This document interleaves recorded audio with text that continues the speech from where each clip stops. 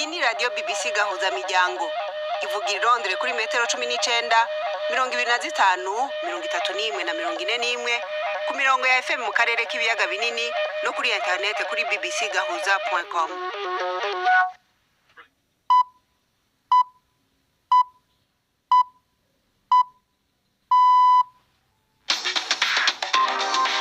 Isaha 10 n'igice ku isaha mpuzamakungu ya GMT, isaha 12 n'igice mu Rwanda no mu Burundi. Muri kumwe na Florentine Kwizera. Ndabaramukije kandi ndabahaye ikaze mwese abakunzi ba BBC gahuza miryango. Turi ku munsi wa gatanu itariki 13 z'ukwezi kwa 12 muri 2024. Izi ni zimwe mu ngingo zigize ikiganiro cacu.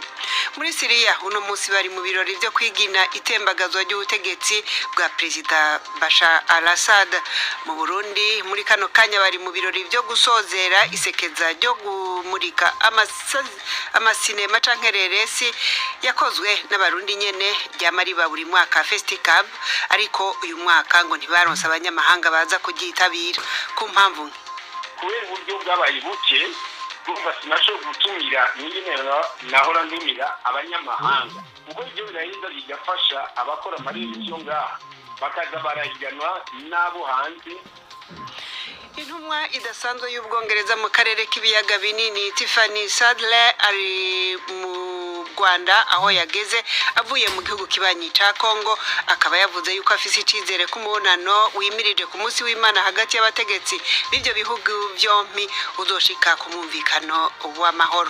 Mu Rwanda nyene President Paul Kagame yatanguje ku mugaragaro inama y'inteko rusange y'ishirahamwe mpuzamakungu ry'umukino wo gusiganwa n'imodokari Formula 1. Muravyumva mu makuru yacu y'inkino, ndetse tubafitiye nabaza muganga ku ngwara y'igisukari ifata abakenyezi bibungenze. Iki kiganiro gihagarikiwe na Mark Niyonkuru.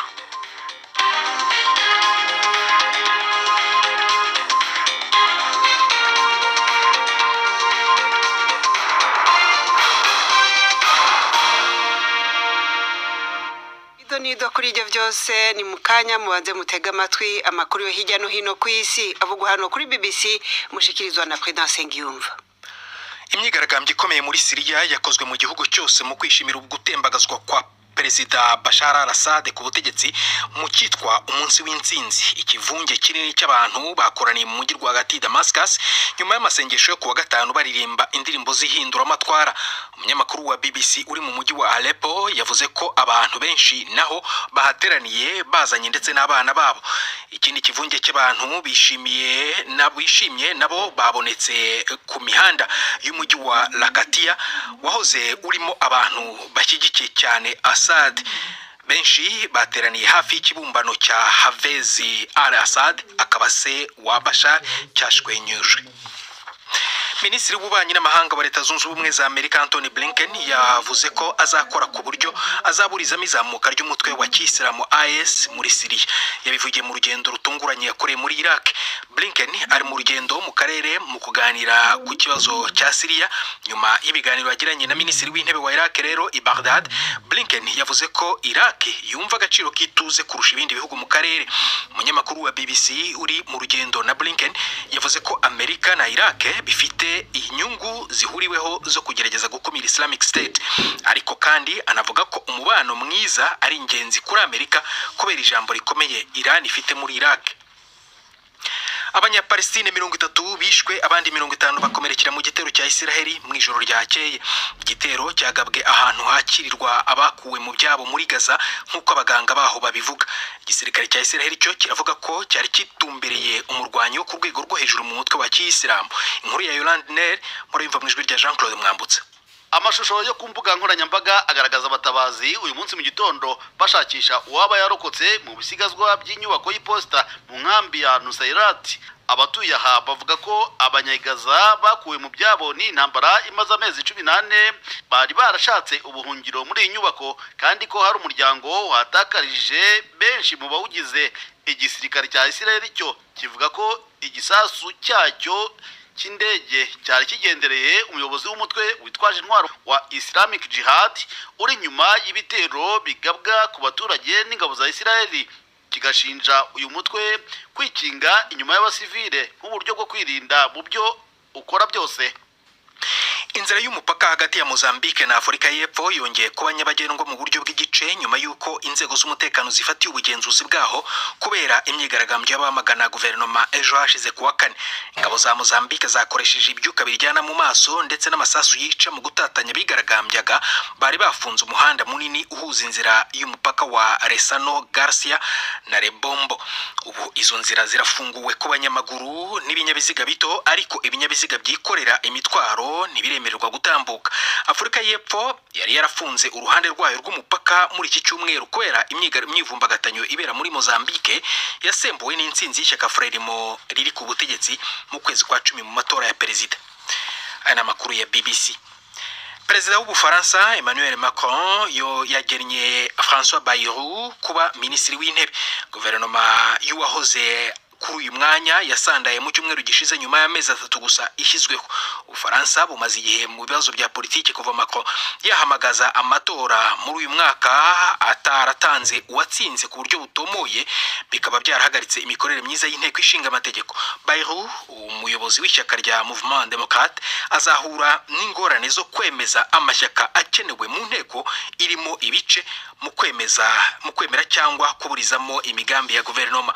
Intego iri kwisonga izaba ari uguhitisha ingengo y'imari, ariko igihe avuganaga n'abanyamakuru kuri uyu wa gatanu, François Bayrou yasabye ko haba ubwumvikane. J'ai compris vos questions. Numvise ibibazo byanyu. Oya, nibaza ko umuntu wese yumva uburemere bw'iki gikorwa. Nibwira kandi yuko umuntu wese atekereza ko hari inzira igomba kuboneka izatuma abantu biyunga aho kubacamo ibice. Nibwira ko ubwiyunge bukenewe. Biravugwa ko perezida wa Brazil ari koroherwa nyuma yo kubagwa inshuro ya kabiri ejo hashize kuwa kane, byakozwe kugira ngo haburizwemo gukomeza kuva amaraso mu bwonko. Abaganga baravuga ko Luiz Inácio Lula da Silva yavuye mu cyumba cy'indembe kandi ari kwigenza, akavuga ndetse akarya mu buryo busanzwe.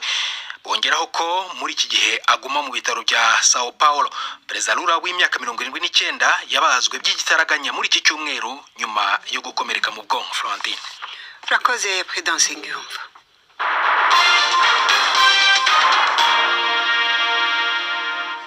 Nongeye kubaha ikaze mu gihe hitezwe ibiganiro hagati y'abakuru b'u Rwanda na Repubulika ya Demokarasi ya Kongo. Mukuru y'Uwimana, intumwa idasanzwe y'Ubwongereza mu karere k'ibiyaga binini ngo yizeye yuko bizogera ku masezerano. Madame Tiffany Sadler yaraye ageze mu Rwanda avuye Kinshasa, aho yavuze yuko yiteze ko ibiganiro bya Rwanda bizohosha ubushamirane buriho muri kino gihe hagati y'ibyo bihugu byombi. Iyi ntumwa y'Ubwongereza yabwiye abanyamakuru muri iki gitondo ko ibi biganiro bikenewe cyane kugira ngo imigenderanire yongere kunaguka ndetse n'abakuwe mu byabo bashobore kubisubiramwo. Ibi nivyo iyo ntumwa yatangaje mu kiganiro yahaye abanyamakuru. Mugenzi wacu Jean-Claude Mwambutsa akaba yagikurikiye. Mu kiganiro yahaye abanyamakuru muri iki gitondo, intumwa idasanzwe y'Ubwongereza mu karere k'ibiyaga bigari Madame Tiffany Sadler yagaragaje ko afite icyizere ko ibiganiro hagati ya Paul Kagame na Felix Tshisekedi kuri iki cyumweru bizagera ku masezerano. Yavuze ko icyizere agishingira ku bushake n'ubunyangamugayo yabonanye bamwe mu bo bamaze kuganira. Tiffany Sadler avuga ko yageze mu Rwanda yinjiriye ku mupaka wa Goma, ngo akaba yariboneye ukuntu umupaka ufitiye akamaro impande zombi, nyamara urwikekwe rukaba rutuma abantu batisanzura uko bikwiye. I am hopeful that the Luanda process will come to some. Mfite icyizere ko inama ya Rwanda izagira imyanzuro igeraho ko hazabaho amasezerano. Ndabizi neza ko ari intangiriro, ariko ni intangiriro y'ikintu kizima. Ubwongereza bushyigikiye ibihugu byombi muri ibi biganiro kandi buzakomeza kubiba hafi. And I hope very much that some agreement will be reached. But I think it will be the start. Ubwo nageraga ku mupaka mvuye muri Kongo, nabonye urujya n'uruza rw'abacuruzi n'abaturage basanzwe. Ubucuruzi nk'ubu nibwo buzahungukira mu gihe haba habayeho amasezerano y'amahoro. And I think that trade, prosperity and jobs could be the great peace dividend if peace can be found. Avuga ko amahoro akenewe cyane ku nyungu z'impande zombi, kandi ngo iyi nama ya Rwanda ikaba ari umwanya mwiza wo kuyageraho. It is very important that countries engage in good faith, but I remain ultimately. Ni ingenzi ko ibihugu byombi biganira ku mwuka w'ubwizerane bikabwirana icyo bitekereza. Mfite icyizere nshingira ku bunyangamugayo nabonye mu bo twavuganye. Mfite icyizere ko ibihugu byombi nibiganira mu bwizerane kandi bifite ubushake bwa politike hazaboneka igisubizo cy'amahoro. Aya mahoro kandi arakenewe cyane mu karere kose. Urebye akababara abantu bakuwe mu byabo bafite bituma wifuza ko hagira igikorwa kandi habayeho ubushake birashoboka. Had to flee their homes. It makes you very sad, and it makes you want to resolve the situation. Hashize igihe kitari gito ibihugu byombi birebana y'ingwe. Kongo ishinja u Rwanda gutera inkunga umutwe wa M23 ndetse no kuvogera ubutaka bwayo. U Rwanda rwo rwakomeje guhakana ibi byose, ahubwo rukavuga ko Kongo ariyo ishyigikiye umutwe wa FDLR rushinja guhungabanya umutekano warwo ibifashijwemo n'ubutegetsi. Si ubwa mbere intumwa z'ibihugu byombi zihura zifashijwe n'umuhuza ariwe Angola. Jean-Claude Mwambutsa, BBC Gahuza Miryango, i Kigali. Turasubira i Kigali mu makuru y'inkino, ariko tubanze dukubitire mu Burundi aho uno munsi ari hisabukuru ngaruka mwaka ryo kumurika amareresi festival yari maze iminsi 6 rirangira. Ni isabukuru ryabaye atabanyamahanga barimo nkuko byari bimenyerewe. Ibyo ngo bikaba byaturutse ku buryo buke nkuko nabigwiwe mu kanya n'umukuru wa festival Leonce Ngabo yasobanuriye ko kuri uyu mugoroba biteguye guhemba amareresi 9, nukuvuga 3 yabaye aya mbere mu mice 3 nyene y'amareresi yose hamwe yamuritswe akaba agera kuri 40 yaciye kuri televiziyo zitandukanye zo muri ico gihugu. Umva uko Ngabo yambariye.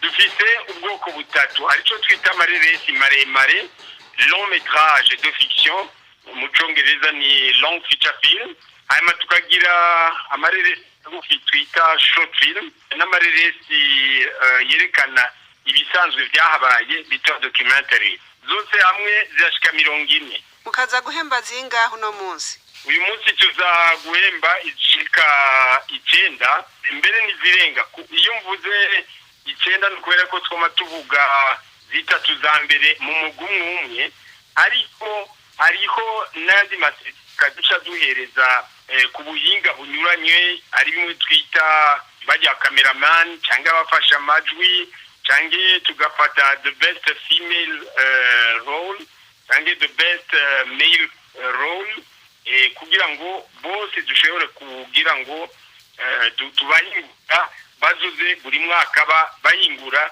amareresi meza ashobora kuja no mahiganwa mpuzamakungu. Bwana Ngabo, twari dusanzwe tumenyereye yuko mu myaka iheze isabukuru rya festival mugenda mwerekana amareresi mukagira za projection hagati mu makartier atandukanye mukaja no mu masare. Kubera iki uyu mwaka mwahisemwo kubikorana n'amatelevizion aho gukoranya abanyagihugu mukabereka? Ari bituma bibiri. Ubwa mbere na mbere nuko muri iyi minsi ariho bisa nuko ari ingorane za bene gihugu zo kuronka ibiduga biza birabunguruza. Icakabiri twasanze kugira ngo amareresi ashikire abantu benshi n'abantu baruguru aho bari hose baraheza bakabona ayo mareresi y'abantu. Ndiko benshi turahura bakambaza ati mbega ushaka kubona amareresi y'abarundi twoyabona mu gisata ca sinema c'u Burundi. Mubona ingorane zihari zizoba zisigaye muri kino gihe ari nkiziye? Ingorane za mbere nizo kuronka amahera. Sinzi icyabaye umwaka n'ubwa mbere twagize ingorane gose zo kuronka uburyo bimwe bita mu Congereza sponsorship. Ingorane ya kabiri nuko twaravye ko gushika ubu nukuvuga urugero rw'amareresi berekana n'ibintu byagiye biratera imbere, ariko kubandanya duhimiza cyane tugakenera uburyo bwo gutanga inyigisho. Icyo rero nico cya kabiri cyama gikenerwa, tubona bikiri impambamyi muri minsi inyigisho z'amareresi mu Barundi. Mubona umuti woshobora kuboneka ari nk'uyu? Umuti wa mbere nuko tuanza tugatekana tukagira ibyo mu bindi gatekana ku buryo n'abahora baduha uburyo bose bagashaka kudufasha atangorane.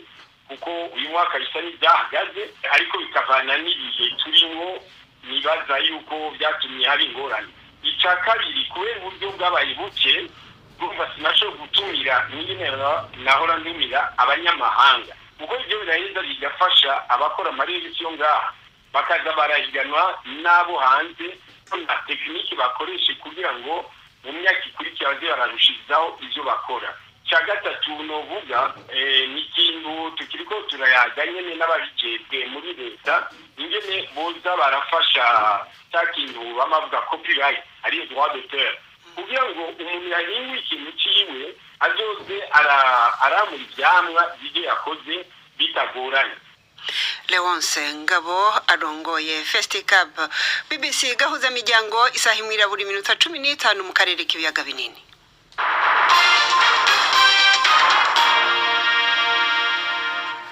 Uno munsi muri Syria biriwe mu birori byo kwigina itembagazo ry'ubutegetsi bwa President Bashar al-Assad. Hakaba hashize hafi indwi yose akuwe ku butegetsi ibyarangije intwaro y'igikenye yarimaze imyaka hafi 50 muri ico gihugu. Utwigoro tw'ibihugu by'amahanga mu ntumbero yo gushigikira ibihe bitekanye by'ikiringo cifata kibanza muri ayo mahinduka natwe nyene turiko turiyegeranya. Inkuru ya Barbara Plate ashamwishikizwa na Jean-Claude Mwambutsa. Imbaga y'abantu baturutse mu nkengero za Damascus bikusanyirije mu murwa rwagati bishimira ukwishyira ukizana nyuma y'imyaka ibarirwa muri mirongo batsikamiwe n'ubutegetsi bw'igitugu hirya no hino mu gihugu. Naho bari mu birori mu cyo bise uwa gatanu w'intsinzi bahura nyuma y'amasengesho ya nimugoroba biyibutsa n'iyindi minsi ya gatanu yatambutse isa n'iyabyaye impinduka. Buri gihe iminsi ya gatanu yabaga ari imyigaragambyo yo kwamagana ubutegetsi bwa Bashar al-Assad.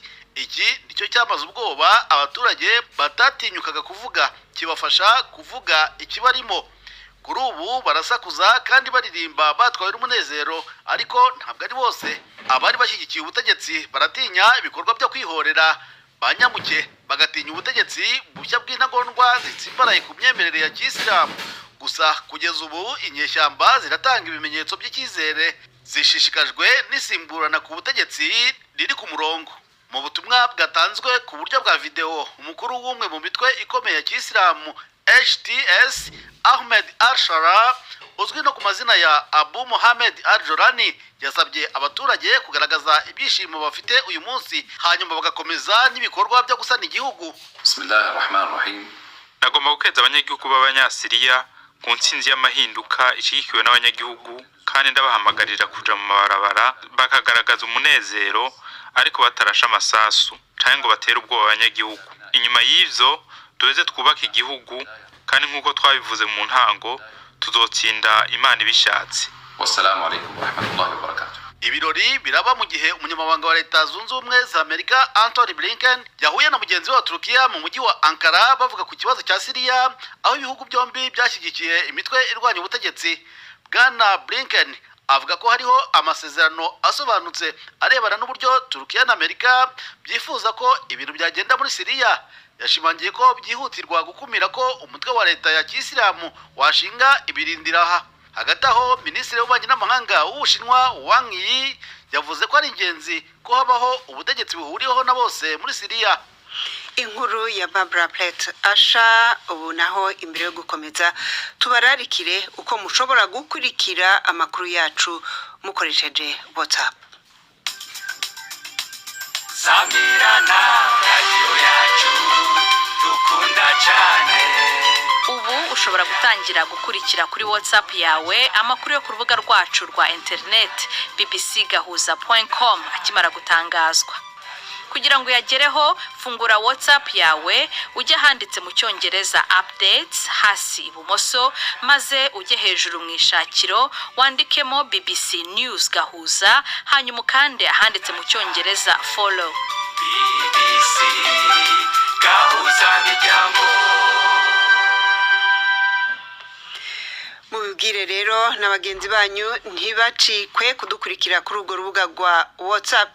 Ejo naho mu kiganiro c'imvo n'imvano tuzogaruka ku nama yabaye mu Burundi mu ndwi iheze yari ifise intumbero yo gufasha leta y'u Burundi gushika ku gutunganya ico gihugu ku buryo mu mwaka wa 2040 coba ari igihugu cigaburira kikihaza kandi cifashe hanyuma muri 2060 naho kikazoba ari igihugu giteye imbere. Ntimuze rero mucikwe. Reka naho duha ijambo Ive Bucana mu kiganiro c'inkino.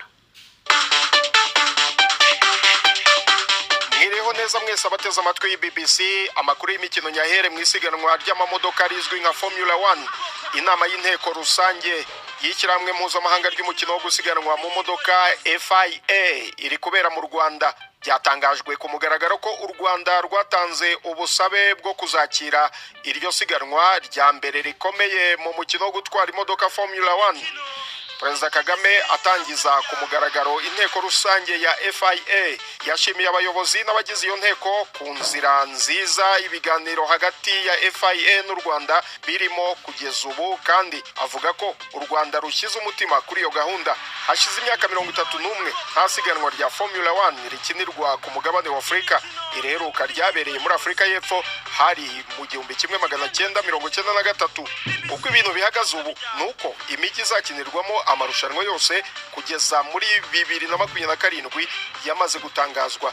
U Rwanda ruramutse rwemejwe rwategereza irushanwa rya Formula 1 rya 2028.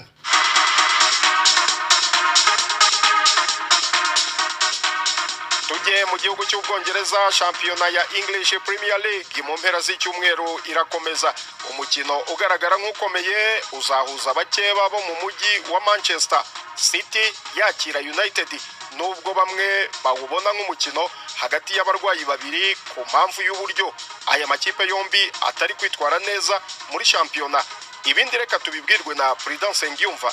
Mu mikino 6 Manchester United iheruka gukina na mukeba wayo City yatsinzwe 5 muri yo ku murundo w'ibitego 18.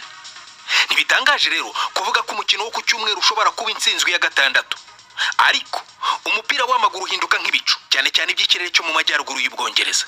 Mu mikino 10 umutoza Pep Guardiola aheruka gukina mu marushanwa atandukanye yatsinze umwe rukumbi. Ibintu bimeze nk'igikuba ku mutoza ubonwa na benshi nk'uhiga abandi muri Premier League. City iri ku mwanya wa 4 ku rutonde rwa shampiyona mu gihe United ihimbwa amashitani atukura ari ya 13. Numukino wa mbere wa derby ku mutoza Ruben Amorim, kandi rero ku bibazo by'imvune byabaye karande kuri City ashobora no kuba uwa mbere uhinduye amateka y'ingendo za United kuri Etihad isanzwe itahama amaramasa. Ejo kuwa 6 Arsenal izaba yakira Everton ku gicamunsi. Ntibizwi niba myugariro Ricardo Calafiori cyangwa Alexander Zinchenko bazagaragara muri uyu mukino nyuma yo gusiba Monaco muri Champions League kuwa 3. Cyakora umutoza Mikel Arteta yabwiye abanyamakuru kuri uyu wa 5 ko Gabriel Magalhaes nawe wari umaze igihe mu mvune yashoboye gukora imyitozo. Intsinzi ya mbere y'umutoza Sean Dyche wa Everton yayikuye kuri Arsenal mu kwa 2 kwa 2023. Kuva icyo gihe ariko abakinnyi be ntibarongera kurunguruka mu mazamu ya Gunners. Fulham yo izabiri kuri Stade Anfield guhura na Liverpool yo urutonde rwa shampiyona mu mukino umutoza Arne Slot ashobora kongera kubona Diogo Jota na Federico Chiesa nyuma y'imvune bamaranye igihe. Ariko myugariro Ibrahima Konate na Conor Bradley baracyari mu mvune. Kuri yo saha imwe Newcastle izaba ikina na Leicester City mbere y'uko Nottingham Forest yakira Aston Villa ku mugoroba kuri Stade City Ground. Ni mu gihe Chelsea izakira Brentford i Stamford Bridge mu ijoro ryo ku cyumweru, naho Tottenham Hotspur izaba yerekeje mu mujyi uri ku cyambu cy'amajyepfo y'Ubwongereza gukina na Southampton, ikipe ihimbwa abatagatifu ariko yicaye ku mwanya wa nyuma. Ayo niyo y'imikino nabahitiyemo uyu munsi. Gendi Ive Bucyana. Urakoze Ive. Unaho ijambo ni rya Ivete Kabatesi muri baza muganga.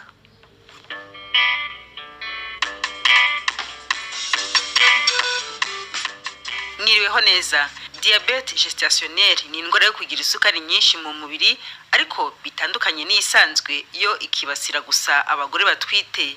Biterwa n'ikirero. Turi kumwe na muganga Gaspard Ntahonkiriye mu bitaro bya Kacyiru. Eko iyo ndwara ya diabete y'abasamye irazwi kuva kera, ariko ihambaye nuko tubona ko uko imyaka yigira imbere niko n'abayirwara baba benshi. Cyangwa mu bihugu byose cyo ku isi iba nyinshi. Ni ukuvuga ko ari ikintu cyo gukurikiranira hafi, kuko nk'uko tuza kubibona igira ingaruka nyinshi ariko kuri uwo mubyeyi cyangwa ni kuri uwo mwana cyangwa abo bana bari mu nda yiwe. muga iterwa n'ikirere kugira ngo umugore utwita agire iki kibazo cy'isukari. Gushika ubu umuntu yavuga ati inda ubwayo muri umuntu yasamye ituma isukari mu mubiri yungururwa neza nk'uko biba ku muntu atasamye. Nuko ko inda ubwayo yigirira ingaruka kuyungurwa kw'isukari mu mubiri w'umuntu. Nuko ko hari ikintu kijanye nuko yasamye cyo nta muntu ashaka guhindura. Icyo ni cyambere. Hamisha kabiri ari abantu bari mu mugwi bagira ibyago byo kurwara ingwara no bimwe bita facteur de risque zo umuntu ashaka kugerageza akazihindura kugira ngo yangwara ikabanuke. Facteur de risque ni zikurikiza zihambaye ni imyaka yo mama mu gihe yasamye yamaze kugira ko imyaka 35 cyangwa yari mu mama asanganywe ibiro byinshi injanye no kubaga ava mu muryango wabasanzwe bagwara diabete cyane cyane kuri wa muryango wegereye no kuvuga abavukana cyangwa abavyeyi biwe nabyo bimushira muri wa mugwi wabagira ibyago byo kurwara ingwara. Biza umubyeyi afite wenda nk'inda y'amezi angahe? Mu bisanzwe iyo yasamye atari yayisanganywe kwa muganga tuyisuzuma neza cyane hagati y'amezi 5 n'igice na 6 n'igice. Aho niho yigaragaza kwa mama benshi. Muga ese igira ibimenyetso bisanzwe nk'iby'indi sukari cyangwa se indi diabete isanzwe? Yego, ariko bihambaye nuko benshi atakimenyetso gihambaye kiza kugaragara. Ariko yimaranye iminsi cyangwa ikomeye cyane bya bimenyetso bisanzwe bya diabete nabyo biraza. Ariko cyane cyane tukabona ibindi bimenyetso bigaragara ko yasamye cyane cyane ari kwa kundi umuvyeyi bamukurikirana akabona ndahagira umwana aryamye mu nda maze yamubanya baye menshi cyane cyangwa basanga ibiro by'umwana biba byinshi cyane bikarenga ibipimo by'abandi bantu. Kenshi nivyo usanga ari ibyo bimenyetso byonyine atakindi kimenyetso na kimwe kindi kigaragaza yuko agwaye diabete. Ico gihe rero ntibigira ingaruka ku mwana se cyangwa ku mubyeyi? Cyane bigira ingaruka kuri bombe. Ku mubyeyi ni zangaruka zisanzwe yende kubera umuntu agwaye diabete, ariko n'iyindi yongera ko yangwara yindi komeye bita preeclampsia, no kuvuga aho umuvuduko w'amaraso nawo uziramo bikaba nabi.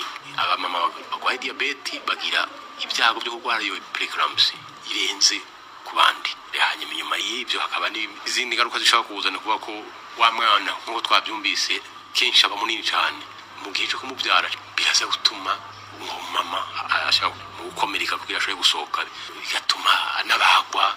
Cyane cyane ibyo nivyo bimenyetso bijanye nuko yasamye, ariko hakaba n'ibindi basangiye n'abandi bose bagwara diabete. Kuko diabete igira ingaruka zifata ibihimba by'umubiri nka byose uhereye mu mutwe gushika kwino. Hanyuma ku mwana ho n'ibindi bisanzwe byumvikana, wa mwana avuka atageze gira imwe bita malformation, bavuga no umugaye umwana avukana ibiro byinshi cyane kubera akiri mu nda yamenyereye amaraso ava muri nyina bari mu isukari nyinshi ija mu mwana. Umwana ari naco gituma byuha cyane, yagera hanze yayibura basanga ize ingorane bimwe bita hypoglycemia, isukari yamanutse cyane mu maraso bishobora no gutuma apfa mu minota mikeya. Mu gihe kirekire umwana ntashobora kuzarwara diabete nawe cyane. No kuvuga uwo mwana yavutse kuri mama yarwaye iyo diabete, umwana nawe aba ari ku byago byinshi bizotuma nawe agwara iyo ngwara. Hari ikintu se mufasha ababyeyi batwite bagaragaye icyo kibazo kugira ngo izo ngaruka zose bazirinde? Yego, cyane cyane bya facteur de risque bituma agira ibyago byo kurwara iyo ngwara mwumvise ko ari byinshi, kandi kugira umuntu abyirinde afite kwitegura imbere y'uko anasama, hanyuma akamenya ko amaze gusama aja kwa muganga. Kubera iyo bimenyekanye kare, umuti wa mbere tumuha nuko sobanurira ingene akwiye kwitwara kubaho, ivyarya n'ingene akora siporo kugira isukari ntimubane myinshi mu maraso. Iyo ibyo kurya na siporo byo natacha byafashije, ari imiti dushobora gutanga nayo iyitanzwe hakiri kare birafasha ingwara itarakura. Muganga Gaspar Ntahonkiriye watubwiraga ku burwayi bwa diabete gestationnelle cyangwa se uburwayi bw'isukari nyinshi bwibasira abagore batwite. Dusoza twibutse ko twakira ibibazo byanyu ikiganirwa sanuka amabaruwa 2790 cyangwa kuri email bazamuganga@gmail.com. Murara haryana. Rakoze Ivete Kabatesi ni wasozereye ikiganiro cacu cyo kuri uyu wa gatanu natwe tukirangize dushimira mwebwe mwese abahisemwo BBC gahuza miryango mwibuka ariko twabatumiriye imvo n'imvano yejo kwa gatandatu ndetse tuzobasubiramwo n'ibiganiro bibiri ibikino bibiri by'urunana vyabaye muri yindwi muzovyumva ku munsi w'Imana ahasigaye abafise WhatsApp mukomeze gukurikira ibica kuri WhatsApp yacu mwumvise uko mushobora kuhatora mwakoze mwese rero muze mugira ibihe byiza by'akaruhuko